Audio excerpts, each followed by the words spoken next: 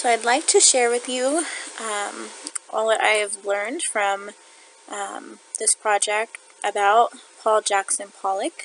He was born January 28th in 1912, and unfortunately he passed at an early age of August 11th, 1956. He's an American painter, and he's a big figure for the abstract expressionist movement.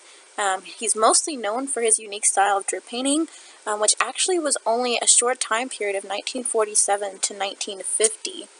And to spread a little light into abstract expressionism, as the artists of post-war New York gabbled with existential ideas, a new style of painting began to evolve, characterized by abstract imagery, loose brushwork, large dramatic gestures, which you'll see a lot of in his work. And the new style was thought to represent some kind of crucial psychic drama, depicting subjective emotions rather than objective reality, which with Pollock, he suffered major alcoholism, and some even said that he was possibly bipolar, and that's why his artwork is so loud, it's so all over, it covers every corner of each canvas pieces. But back to abstract expressionism, the new style became known by several different names, so you might hear it as just abstract expressionism or ab-ex, and it also can be called painterly abstraction and action painting.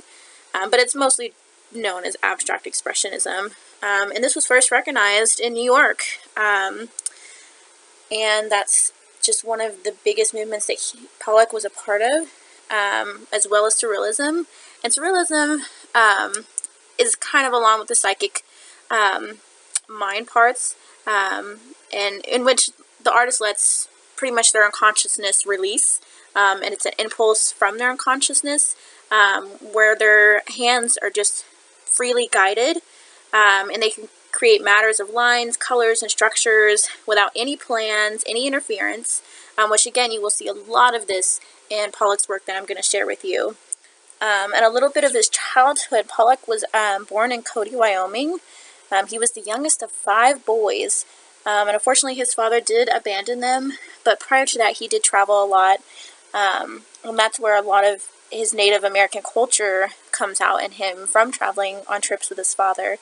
And then he eventually moved with his brother Charles Pollock to New York City in 1930, where he studied under Thomas Hart Benton at the Art Students League, and that was just a big influence on him.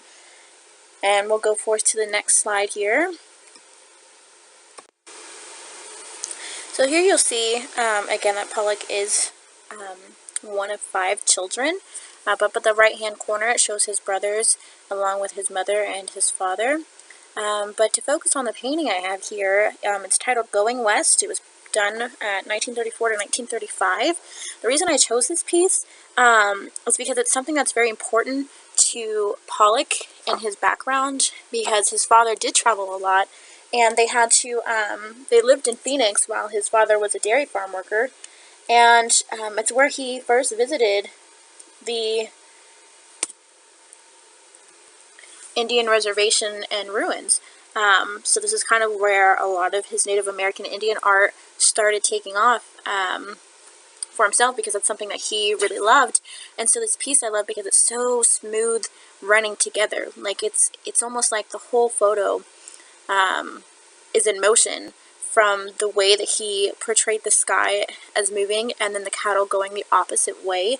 I really truly love this piece because it's, when you hear all the confliction of whether he was a true artist or not, based on his most popular time frame with the paint dripping, this kind of shows that he does have talent, he does have skills, he can do more than just what he's mostly famous for, the paint dripping, because this shows the lines, the creativity, the define of the mountains, of the sky, of the cattle and the carriage and stuff being pulled. It shows that he has more than meets the eye, and that's why I felt like this piece was very important and why I enjoyed this piece. So those who inspired Pollock would definitely be Pablo Picasso. He was a Spanish painter and sculptor. There's also the Mexican muralist Jose Orozco, and then also David Siqueiros. Forgive me for the pronunciation. But I think what really inspired them towards Pollock was because all of these artists had similar inspirations in the works of African and Native American Indian art, especially Picasso. But he was really intrigued by the primitive imagery, the expression of the strong rhythms and lines, not to mention the raw colors, which helped bring out that expression, and their use of preference for black. These are things that really grasped his attention and kind of helped develop his inspiration for his own unique art style. Pollock definitely admired them more for their aesthetics and use of the lines and the imagery that they portrayed, and the color more than the actual subject matter itself. So it was really, I think, their styling technique with how they created what they were creating that got him so innovated into his painting technique. It's titled Yours Truly because Lee Krasner was actually Pollock's wife and one of his biggest inspirations. She definitely was someone who really drove him in his art and to be publicized, and she saw right off the bat his great talent. Believe it or not, they met an exhibit show that was organized at the Macmillan Gallery, and they were both invited there. And later, after learning that Pollock lived just right by Miss Krasner, she ended up paying him a visit, and then before you know it, they began having the greatest relationship to some extent before the alcoholism really took hold of everything. But she stood by his side even till death, and after that, she was in charge of his estate and made sure that it was still, their foundation after his passing was still well known, and the power of his art was still well known.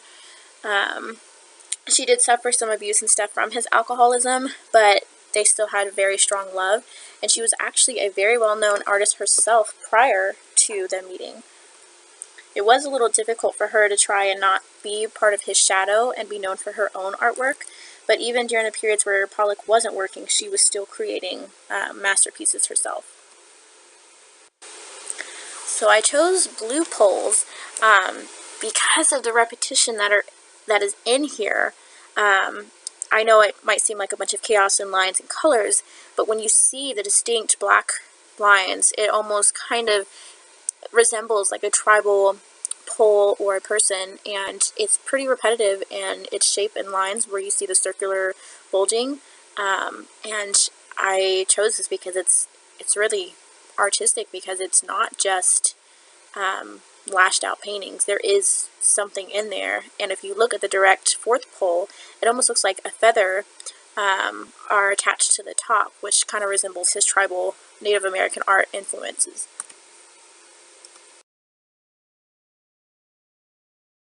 The mural. This is by far my favorite piece done by Pollock. It is extremely large, and it was actually done for a gal, and usually this would have been painted on a wall itself, but instead it was done on a canvas so it could be portable and shown to others. But I love it because it is so inconsistently consistent. And I know that might sound a little tricky, but this is reasons I love it, because of the lines, the circles, the constant motion, the constant moving, and the fact that it covers every single corner and inch of this piece. It's massive and it's beautiful. This is just showing more of the murals, and you can actually see how large it is.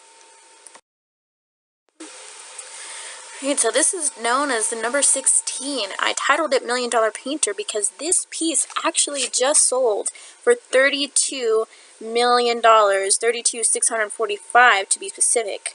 And it's just mind-boggling that this piece would sell for that price, which is about $47,000 per square inch.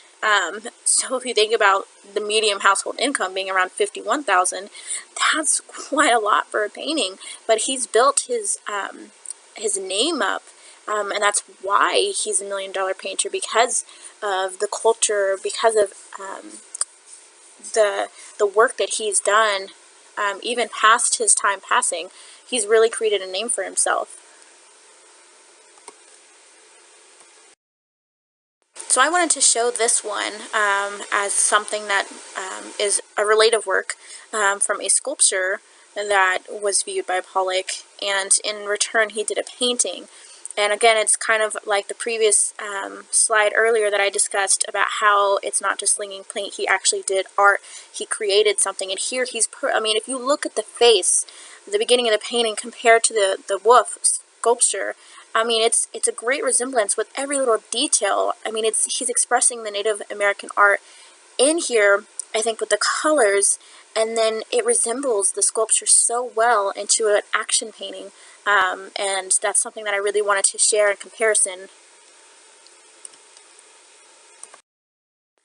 So the reason I showed this was because this was done by Roy Lichtenstein, but he was a pop artist who kind of had a wit of humor, cultivated the approximation of modernist vocabulary. But I chose this because it's like a pun by Roy on Pollock's Oliver Poor paintings. And this is something that we use every day. We are always using composition books and stuff, and you see it in the store. And the fact that this was based off of Pollock's work and technique, even though it was more of a mockery, I think it was just something really cool to share. So I titled this one Pollock's Legacy because he was pretty well known throughout the modern art world. There was articles done on him, there was videos, there was constant museum openings and exhibitions for him, and believe it or not, he wasn't really keen on being a public eye. He wanted to be known as a great artist, but a lot of the attention really drowned him in his own alcoholism because he had such bad self-consciousness. But this is one of the articles that him being the greatest living painter in the United States, which I definitely agree. I think he really was one of the greatest ones. But it really took a toll on him with all of the publicity, which kind of led to his death. So unfortunately, he died in a car crash from being extremely, extremely drunk. And again, this is why I think a lot of the publicity really drowned him down into his alcoholism and his depression and stuff from that. But he really left a large imprint on the world with his art, and even to this day. And so I wanted to share some quotes by him and just kind of share that, you know, even though he passed at an early age and unfortunately from alcoholism, which he ended up killing the other gal that was in the car with him, he still is a very talented, well-known artist, and that's why his pieces sell for so much. And he even has a foundation that helps other artists as well. So I hope you enjoyed the slideshow on Pollock. These are a list of all my sources. Kind of used several of them, but I really wanted to get to know a lot of information. Unfortunately, I probably already overwent the time limit, but there was just so much to share about him. I really hope that this video was educational and enjoyable with his art pieces.